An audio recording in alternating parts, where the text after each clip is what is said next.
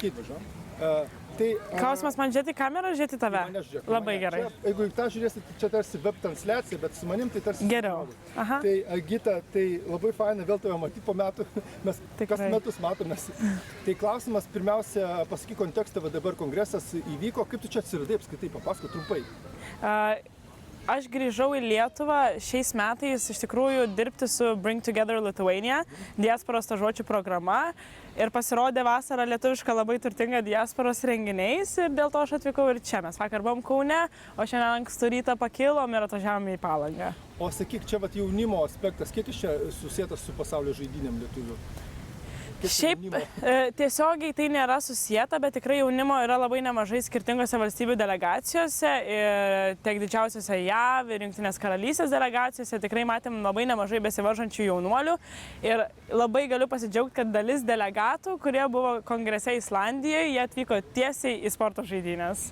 Tai reiškia, mes, kada kalbam apie vienybės faktorių, mes imam visus aspektus, neskirstom. Yra kultūrinis, muzikinis aspektas, dainų šventės, yra sporto, yra, nežinau, lietuvinis švietimas, draugystės tiltas, irgi yra jaunimo. Va dabar po kongresų, kada jūs važiavote, kokie patys tau įspūdžiai didžiausi, apie ką labiausiai galėtum pakomentuoti, kas tau paliko didžiausią įspūdį iš tavo kongresų?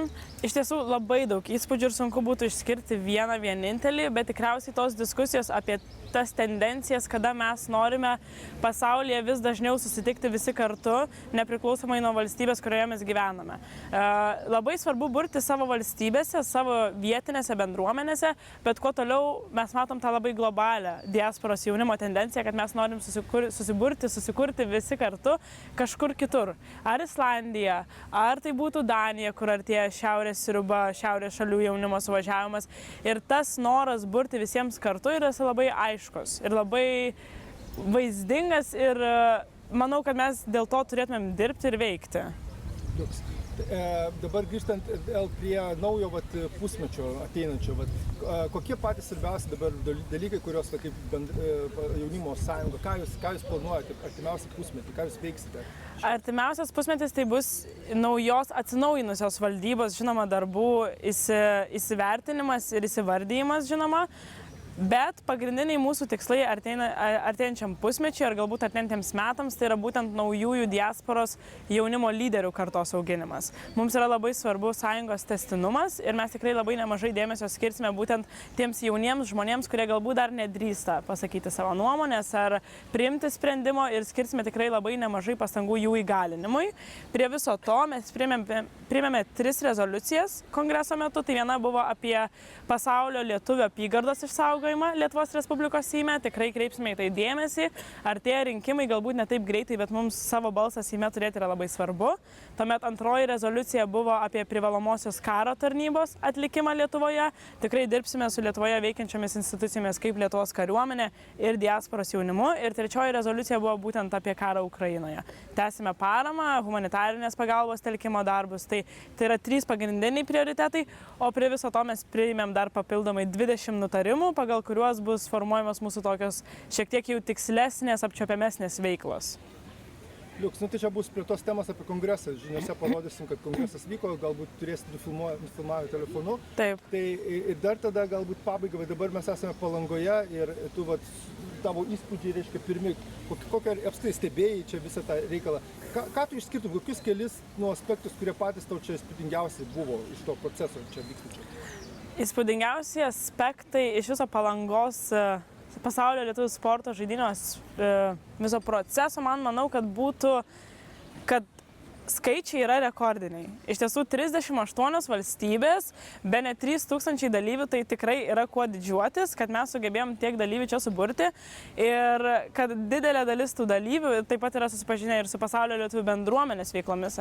Mes pirmadienį pradėjom pasaulio lietuvių bendruomenių Seimą Vilniuje ir vasarą Lietuvoje alsuoja diasporos dvasia, tai čia yra labai gražu.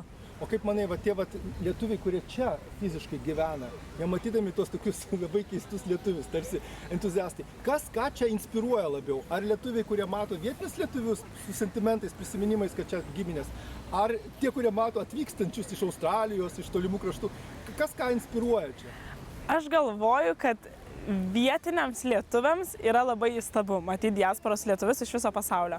Mes visai neseniai su mano draugu Fakundo iš Urugvajaus irgi kalbėjome apie šitą temą ir vienas dalykas, kurį jis išskyrė, kad jis visada jaučiasi labai svetingai priimtas Lietuvoje gyvenančių lietuvių, kad jie noriai sutinka, kalbasi, jiems labai yra įdomu istorija, tai aš neabejoju, kad palangiškiams pasikalbėti su Australijos lietuviais, Jungtinių Amerikos valstijų lietuviais yra labai faina patirtis.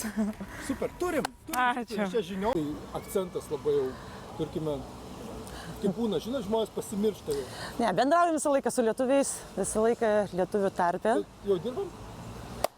Tai Rasa, tai galbūt truputėlį tada savo istorijos. Jūs iš kur esate, o kaip iš Lietuvos iš kur dar kilote? Galbūt taip pradėkime. Esu iš Kauno. Visa šeima mano iš Kauno, mes laimėjom žalią kortą ir su visa šeima, su 2 mergaitėm. Mano dukros buvo 4, viena, kita 2 metų ir išvykom į Jungtinės Amerikos valstijas. Apsigyvenom New York'e, labai gražioje vietoje, Long Island'e, kurortinė vieta, panašiai Palangą. Tai ir 24 metai jau ten gyvenam. Super, tai čia gaunasi, kad nuo 2000-ųjų, beveik 2001. 2001, kaip tik prieš pat dvynių. Jo, dar buvo to... Dar buvo dvyniai. Wow. Tai čia toksai pas jūs labai etapas gyvenimo likimo, čia labai didelis etapas. Taip. Tai dabar vat ir klausimas, galbūt pradėsiu nuo to aspekto, o gal atšvaitą padarom, nereikia atšvaito, užtenka šviesos. Gerai, aš pagalvoju tokį momentą, visus klausiu, nes aš pats irgi keliaujantis iš TV dokumentikos misija tokia mūsų. Ir mes visą laiką klausim, jūs kai grįžtate į Lietuvą, ar pajutot per tos 25 metus, galbūt grįžinėjot periodiškai, ar pokytis yra ir koks jisai, ir ar lyginat su Amerika, koks pokytis, į kurią pusę geriau? Taip, visą laiką lyginam ir dažnai grįžtam, turim šeimą, turim brolius, seseris, tėvus čia, tai grįžtam dažnai, turim dar ir savo nekilnojamą turtą čia, turim namus, tai labai smagu patiems sugrįžti į savo namus. Visą laiką išvažiuodama iš Amerikos sakau, važiuoju namo. Visą laiką pas mane darbe yra ir tautinė vėliava ir klausausi ir lietuviškos muzikos darbe, kadangi dirbu prie kompiuterio, tai pas mane visą laiką yra lietuviškos muzikos fonas. Tai jau kas ateina, tai visi žino, kad iš Lietuvos. O taip, lyginam, aišku, smagu Lietuvoje, labai smagu sugrįžti, labai mylim Lietuvą. Bet gyvenam Amerikoje, jau įsikūrėm Amerikoje, darbai geri, vaikai, anūkę turim jau 8 mėnesių. Tai gaunasi, gyvenam visą laiką, 24 metai tarp Lietuvos ir tarp Amerikos. Niekada Lietuva neišeina iš mūsų širdies. Smagu labai, čia toksai patriotinis būtų jūsų teigimas, bet aš paklausčiau dar tokį momentą, mes turim tokią programą, Lietuvis pas lietuvį vadinasi, televizijinė programa. Tai yra, bandome sugriauti tokį mitą, kad lietuviai nėra svetingas. Nu, žinot, yra tokia iliuzija, būdavo iliuzija, kad tu Anglijai kur nors eini gatve ir tu girdi lietuviškai kalbant, ypač iš pradžių. Klausais lietuvis, tu iš karto, kad visi sakai, aš nepažįstu. Ar pasikeitė per tą laiką, kad mes tautiečius, kuriuos matom pasaulyje, ar pasikeitė ar ne? Ar dar yra tas, kad vengiam vienas kito? Aš nemanau. Turbūt daug žmogus priklauso. Kaip kuris žmogus reaguoja. Jeigu tas žmogus priima tos lietuvius atvirą širdimi, tai tikrai prieinam, pakalbinam, iš kur, kada atvyko. O Lietuvoje įdomu. Šiaip taip, po 24 metų, kas pasikeitė, mes grįžtam į Lietuvą ir jie iš karto, mes įeinam į parduotuvę ir jie sako, jūs turbūt čia negyvenat. Aš sakiau, mums gal kaktos užrašyta, kad mes negyvenam čia, aš nežinau kas, mes kalbam lietuviškai, viskas gerai, bet tik įėjus ar mūsų pačių kažkokias elgesys kažką pritraukia, nežinau, bet tikrai jie mato, kad mes negyvenam Lietuvoje. Tai, sakau, prieš 6 mėnesių buvom grįžę, išėjom parduotuvę, iš karto priėjo, sako, negyvena čia, sakau, ne. Tai įdomu, pagal ką jie mūsų atskiria, kad mes negyvenantis čia. Tai aš sakau, mes jau nesam ir vietiniai, lietuviai, mes ir nesam, mūsų tai nepriema ir Amerikoje kaip amerikonus, kadangi vis tiek su akcentu šnekam. Tai mes jau ganomės tarp dangaus ir žemės. Iš kitos pusės, kaip jūs pati ir galvotumėt, ar galima sakyti, kad tai yra Lietuvai pliusas, nes jūs pagyvenate kitoj kultūroje, gaunate daugiau patirties, nori, nenori, jūs tą patirtį atvežate į Lietuvą, kaip bendraujant su kitais lietuviais. Taip. Tai vat Lietuva iš to išlošia, kad mes grįžinėjom, reiškia, į Lietuvą. Be abejo. Čia jau nėra klausimų, žinoma, kad išlošia. Ir jiem reikia, tikrai reikia ir jie, va šiandien turbūt Palanga, tikrai mato, kas atvykę, čia mūsų tą beveik 3000 suvažiavusių, tai tikrai mato, kad vis truputėlį mes kitokie negu jau čia vietiniai. Man atrodo, gal mes vis tiek truputėlį laisvesni esame, kažkuo mes skiriamės. Sakau, negaliu pasakyti, turbūt lietuviai pasakytų, kuo mes skiriamės, bet man atrodo, kad tikrai išlošiam. Mes pasidalinam savo patirtim, pasidalinam savo, ką mes įgyję, nežinau, atsivešam tikrai tas kitą visai kultūrą iš kitų šalių, tai, sakykime, kaip Jungtinės Amerikos valstijos, tai visiškai daugialypė jinai yra. Tikrai visko ten turim, tai turbūt jie tikrai gauna kažko. 3000 lietuvių atvažiavo dabar toks kaip mažas Lietuvos modeliukas. Tai yra skirtingų pasaulio kraštų atvyko į Lietuvą ir matosi, kad žmonės spontaniškai dabar myli Lietuvą.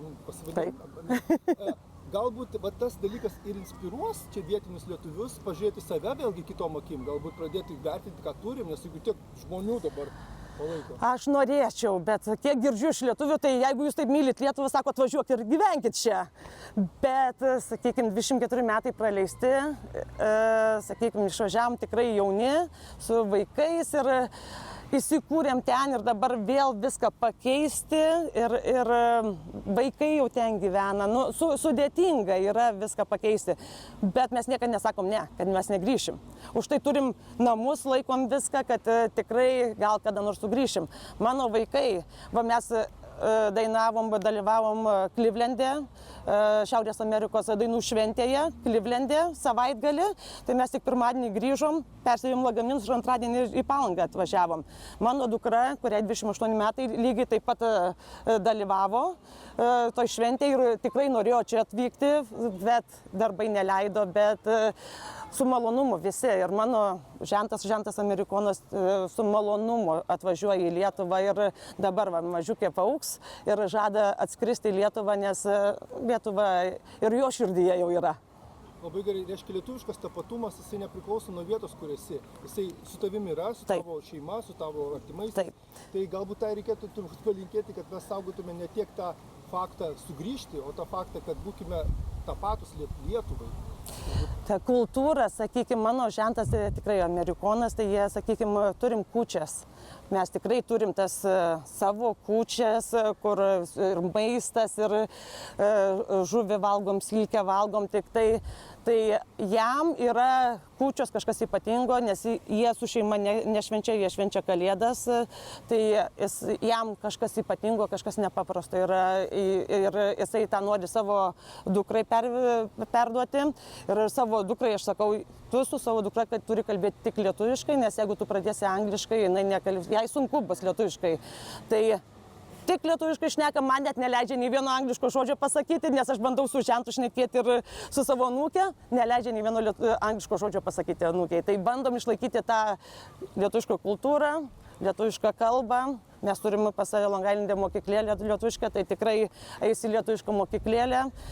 Dalyvavom dabar dainų šventėje, kitais metais bus šokių šventė Čikagoje, tai visas šventės dalyvaujam, visur vežamės visi kartu, kad tikrai išlaikyti tą lietuvybę, tą tapatybę mūsų ir mes tikrai esam specialūs, kažko turime tą savo identitetą ir mes turim tą palaikyti ir mes tikrai, jeigu mes imsim viso pasaulio šalis, Lietuva tikrai yra labai ypatinga. Tikrai mes turim kuo džiaugtis, didžiuotis ir kai sako, oi, čia lietuviai kažkokį pasaulį. Ne, mes esam labai ypatingi. Pirmiausia, kalba. Tai mes skiriamės jau nuo visų kitų šalių. Kultūra, dainos. Mes tikrai turim didžiuotis, kad esam lietuviai.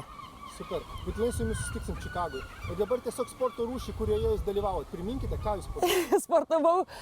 Aš visą gyvenimą žaidžiau krepšinį, bet mes šiemet nesurinkom komandos krepšinio, tai dalyvavau sportiniam pokeryje. Kokie rezultatai, kad nors... 30-uką turbūt patekau. Mes Long Island'e turim savo sportinio pokerio lygą, kur surenkam lietuvių, sakykime, tokia mūsų sueitis, kad galim susirinkti, pabūti kartu ir turim, kur žmonės nori ateiti, pasėdėti. Tai nėra, sakykime, tas sportinis ir pokeris yra. Tai nėra kažkoks ten piniginis, kai visi galvoja išgirsta pokeris ir galvoja pinigai. Ne, tai yra suėjimas mūsų kartu pasibūti. Smagu, labai lauksim, kada nors norim lietuvių pas lietuvių pafilmuoti pas jūs, nes Google suveskit, yra tokia programa, labai žinau viską, žinau. Labai norėtume atvažiuoti iš Amerikos, nes nedavažiavom. Žiūrim lietuvišką televiziją, viską žiūrim. Tai. Taip ir palinkėsi tada. Ačiū tada jums.